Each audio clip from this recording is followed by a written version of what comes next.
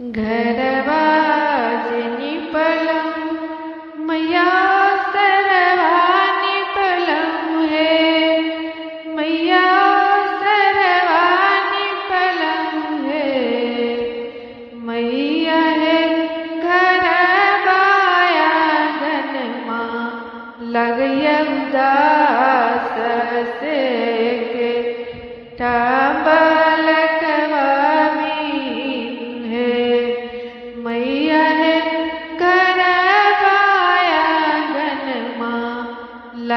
उदास से टाबल कवामीनु है।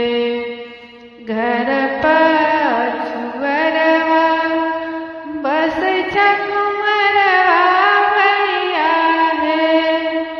सेवक कुमरवा भैया है। शिव अबल है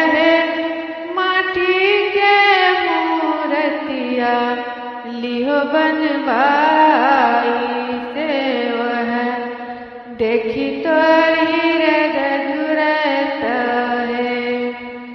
अब लहे माटी के मूर्तिया लिहो बनवाई से वह देखी तो हृदय जुड़त है। माटी के मैया हिलैन डोलई है। मैया कहू न बोलई है। मैया है घर दुअरवा लगया उदास से के टाबल कवामीनु है। मैया है घर लगया उदास से के टाबल कवामीनु है। घरवाजनी पलम मैया सरवानी पलम है। मैया सरवानी पलम है। मैया है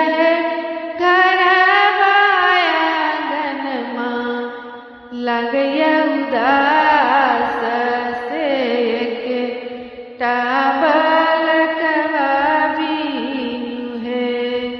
मैया है घर आंगनमा लगया उदास से के टाबल कवामीनु है। घर पछुअरवा बस बरीवा भैया है। अबला बरीवा भैया है। अबला है काठ के मूर्तिया लिहो बनवाई की वह देखी तो हृदय जुड़त है। अबला काठ लिहो बनवाई की है।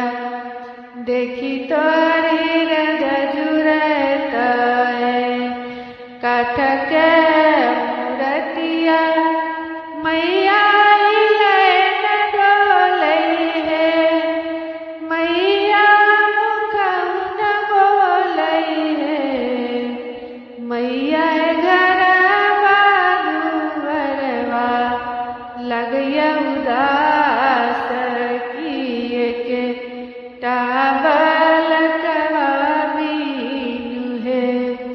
मैया है घर आंगनमा लगया उदास से के टाबल कवामीनु है। घरवाजनी पलम मैया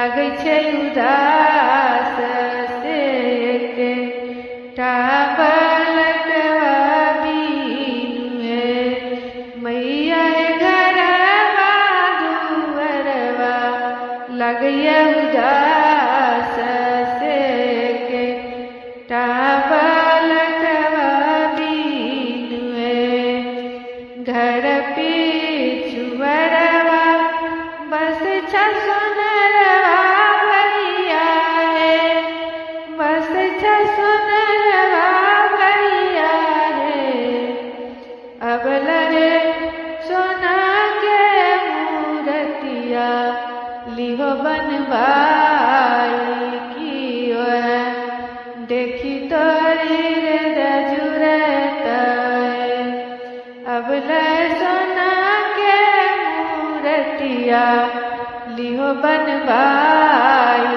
कियो है देखी तोरी रे जुरत सोना के मूर्तिया मैया हिले न डोलै है मैया मुख न बोलै है मैया घरवा दुअरवा लगैया हार की ककरा देखी धैर्य जवा